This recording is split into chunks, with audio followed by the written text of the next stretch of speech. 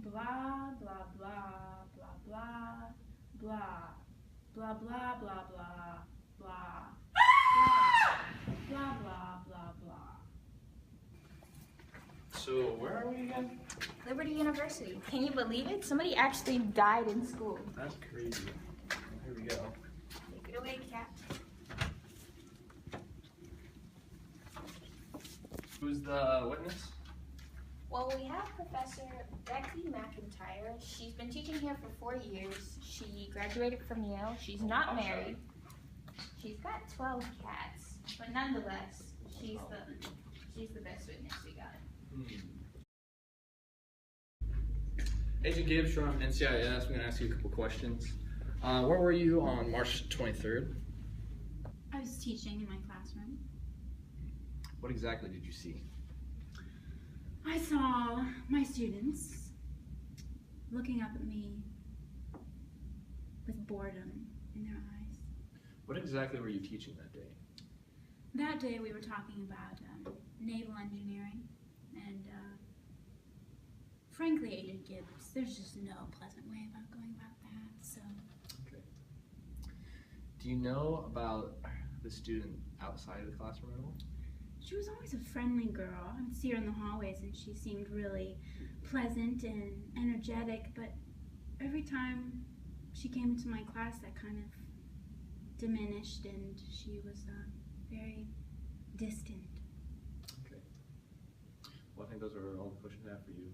So, Ziva will talk to you after this. Hey, Abby. I got some evidence for you. Our latest case. Perfect. Can you believe it? A girl died at school? Fun. What you got for me, Abs? I got your caffeine. Thank you. Ducky called from autopsy. Yeah. Cause of death was actually boredom. Boredom. Can you believe that? I ran some hair on the sample, and it's not the girl's. It's Mrs. McIntyre's. What? It turns out she was actually the cause of death. She was the one, her DNA is on it. She was the one that caused the death because her class was so incredibly boring. However, there is a cure for it so that no other student has to suffer from it again. It's called differentiation, and it's meeting the needs of every student in the classroom. What? It takes some work and it takes a little getting used to and a lot of creativity, but a teacher can differentiate their classroom to meet the needs of all of her learners. So, we have to teach Ms. McIntyre how to do this before she kills another student. What did you say that word was again? Differentiation. Differentiation. Well, you seem to know about that. Let's go grab Ziva and we'll go teach the teacher how to teach that. What's I'll in it grab for you. me? Grab you a coffee on the way out. Ooh, let's go. Let's go. Blah, blah, blah, blah, blah. Hi, excuse me. You remember your student here who died the other day? Maybe.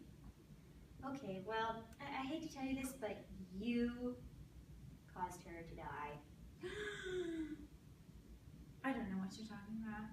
You see, she died of boredom, specifically boredom in your class. We were talking about naval engineering. What else do you expect? Well, we found a cure for boring classrooms. It's called differentiation, and it's meeting the needs of every student. So you can turn a really, really boring subject, like naval engineering, into something that pops. Yeah, so let me explain. Some people are audio learners, some people are visual learners, some people are kinesthetic learners, they have to move, and you can do all that stuff even with stuff like engineering. So for visual stuff, maybe you can bring in a scale model. So say you're learning about ships, naval engineering, right? Bring in a little ship. Exactly. You can get a model ship or even get one for the class to do together so that they learn how it pieces together. That's audio, that's kinesthetic, so that they're actually getting involved. And it's auditory too, so if you're talking about it while they're doing it, there you go. And you can use it in everything. You can can use it in science, English, naval engineering. Well, I'll try it and see if it makes any difference. But I still don't see how you can make engineering any more fun. Differentiation.